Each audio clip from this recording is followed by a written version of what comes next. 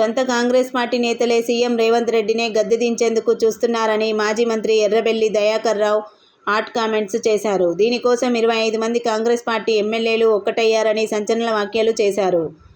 రేవంత్ రెడ్డి ఓటమి భయంతోనే స్థానిక సంస్థ ఎన్నికలు వాయిదా వేసేందుకు ప్రయత్నిస్తున్నారని విమర్శించారు.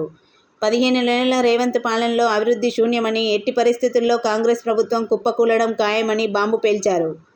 పథకాల పేర్లు మార్చి ఎంతో అభివృద్ధి చేసినట్లుగా కాంగ్రెస్ నేతలు గొప్పలు చెప్పుకోవడం సిగ్గుచేటని ధ్వజమెత్తారు. కాంగ్రెస్ పార్టీలో రేవంత్ రెడ్డికి ఎమ్మెల్యేలకు సమన్వయం కొరవడిందని ఎద్దేవా చేశారు. ఎన్నికల సందర్భంగా ఆ పార్టీ ఇచ్చిన 420 హామీల్లో ఏ ఒక్కటి నెరవేర్చలేదని ఎర్రబెల్లి దయాకర్ రావు ఆగ్రహం వ్యక్తం చేశారు. 25 మంది ఎమ్మెల్యేలు ఒకటే రేవంత్ రెడ్డి దించడం ముసుగుల గుడ్లాట అయిపోయింది. రాహుల్ గాంధీ క్యాన్సర్ అయింది ఎందుకు? రాహుల్ గాంధీ వరంగల్కి వచ్చి జనంలో అభిప్రాయం తీసుకుందామని.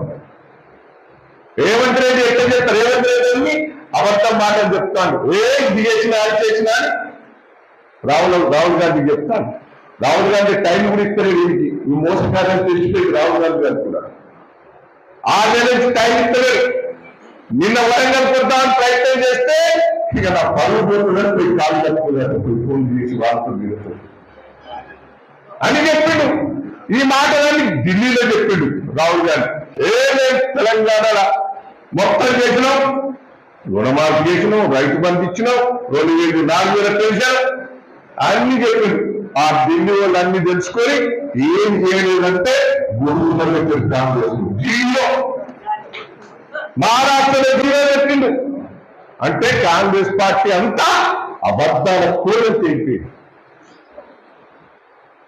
దయచేసి ఇప్పుడు ఏమనుకుంటారు? కేసీఆర్ కోరుకుని తప్పు చేసిన అంట కదా, అంటే అలా లేదు.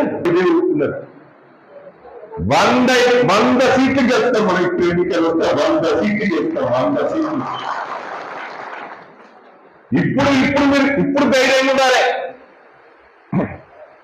ఈ అధికారం